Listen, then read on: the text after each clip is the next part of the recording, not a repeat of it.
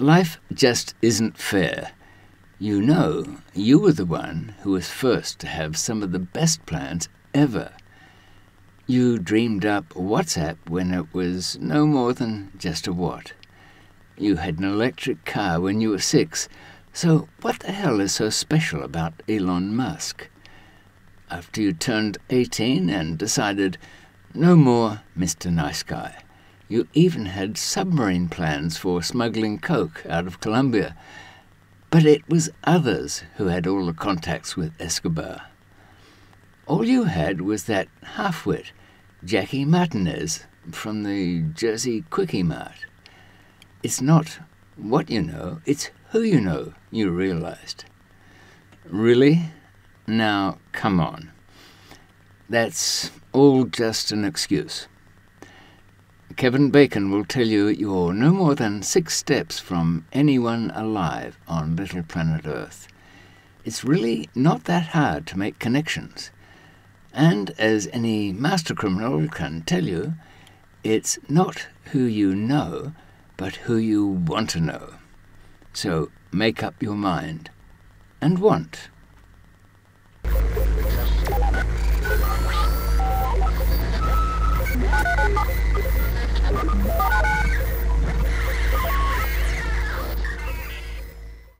Hello, David McMillan here. Some of you might recall now, among our little group of teenage mutant ninja smugglers in the 1970s, it became a tradition to prove our street credentials by, alone, arriving in a new city, far from help and without contacts, to go out and score. And so what, you say? Who hasn't taken a train north to the dam and straight parlayed a pinch and a half of hash from some Amsterdam disciple? Well, okay, but I mean the challenge would be buying A or AA plus dope in a town where a wrong move could find you facing a firing squad as 8 ragamuffins under your dangling feet fight over your forlorn trainers. Or, by contrast, in LA during a powder drought, or even London in 2010, where the only brown you'd see would be fast-disappearing brown eye of the dude who ran away with your folded and sweaty banknotes. All good, clean and dirty fun, but preparation still and training for the important contact-making times that would follow. This is Master Criminal 4. Contacts. You gotta have them. Wouldn't it be great to go about your criminal deeds without having to recruit anyone else? But that is mostly a selection process. We've spoken before about keeping as many steps in-house and by yourself. Play dead to get your passports.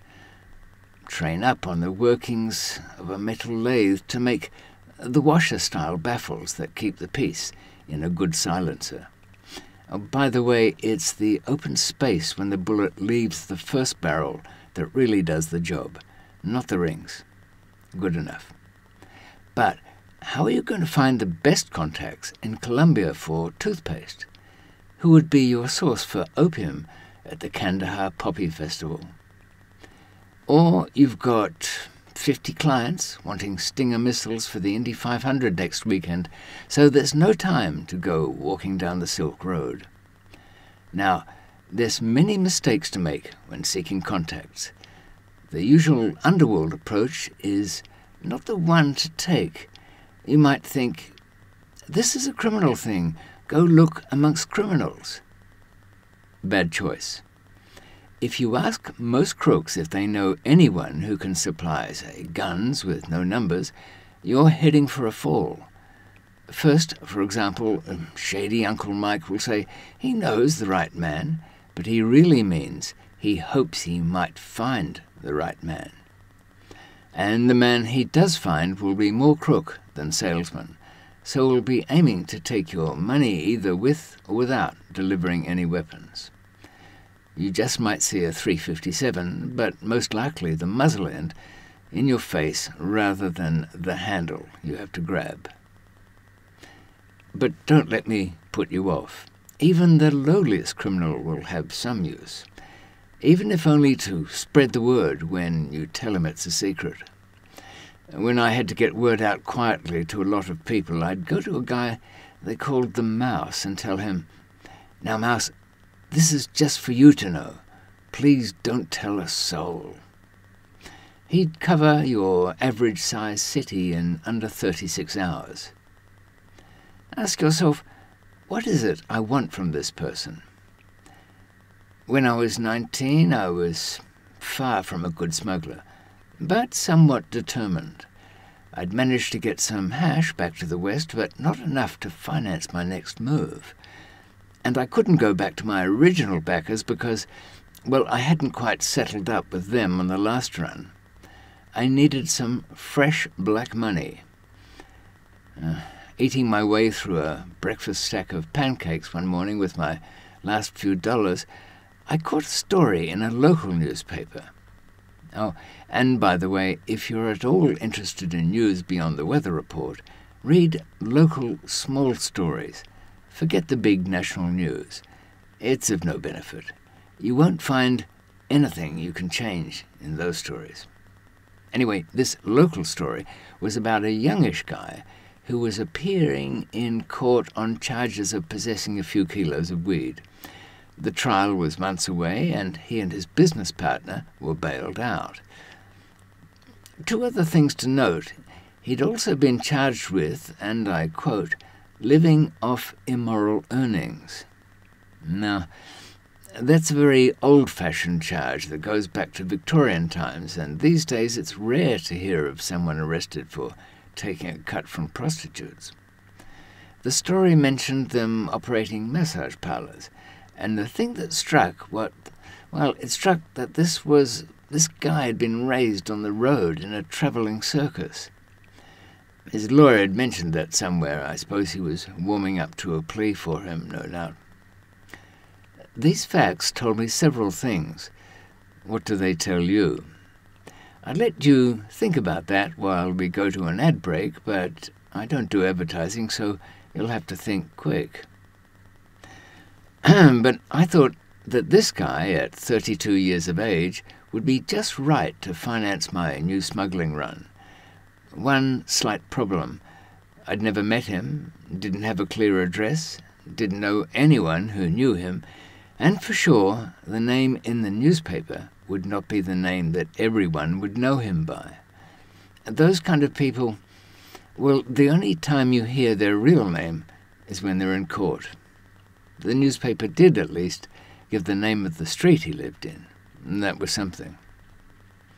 Knowing the street, I spent an hour walking around looking for a likely house.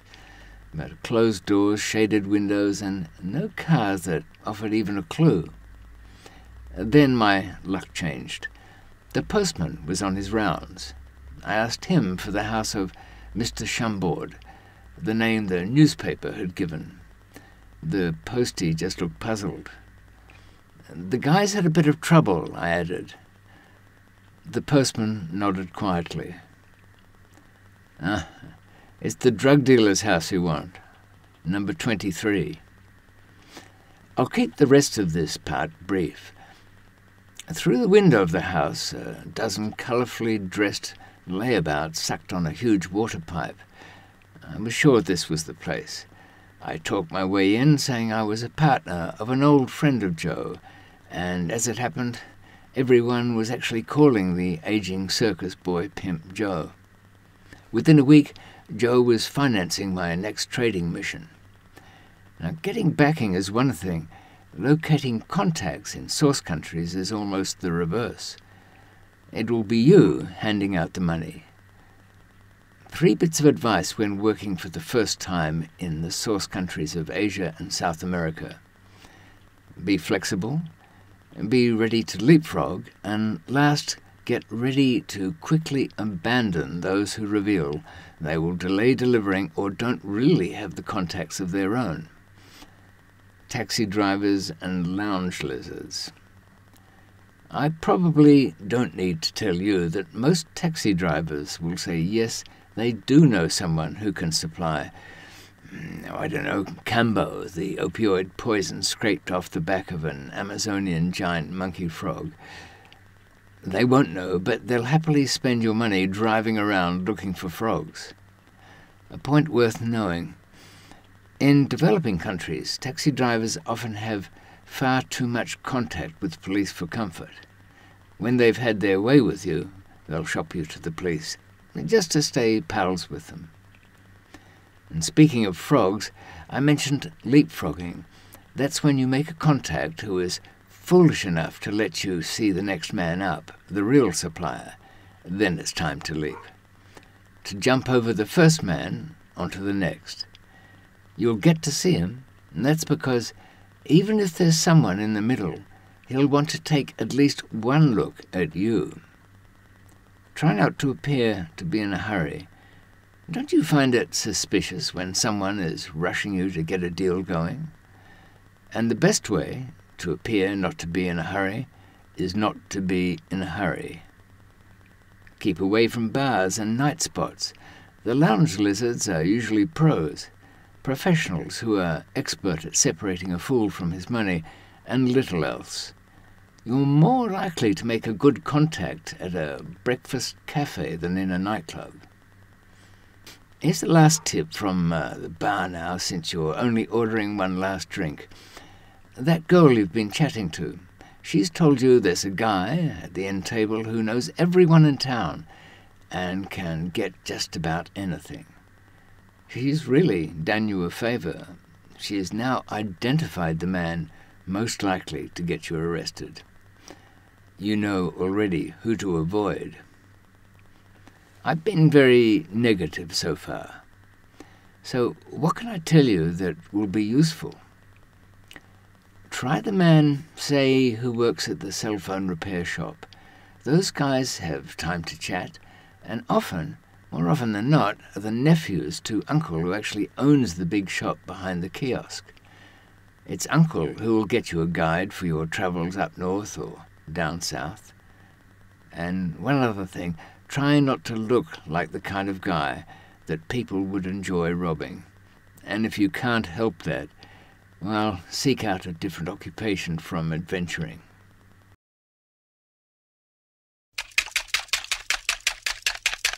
How are you doing on all this? Ask yourself these test questions. Why would Joe, from part 1, be more likely to back a stranger's smuggling operation? You can tell what you need to know from how I've described him. And why is the phone kiosk guy a better choice as a starting point than someone actually recommended in a bar? Put your answers in the comment section, and I'll say nice things about you if you're right. And, well, try to get you out of trouble if you're wrong. Funny, as ever, always get surprised too.